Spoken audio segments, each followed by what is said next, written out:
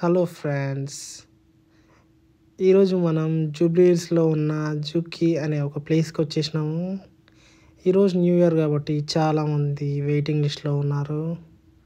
Wait చేసి ఒక అర్ధగంట తర్వాత మాకు 2 సీట్లు ఇచ్చిర్రు. సో ప్లేస్ లోపలంతా క్రిస్మస్ వైబ్తో నిండిపోయింది, మీరు చూడొచ్చు. సరేలే, ఇంకా ఫొటోస్ వీడియోస్ బాగానే అయినాయి. సరే తిందామని వెళ్ళి మా సీట్లోకి వెళ్ళి కూర్చున్నాము.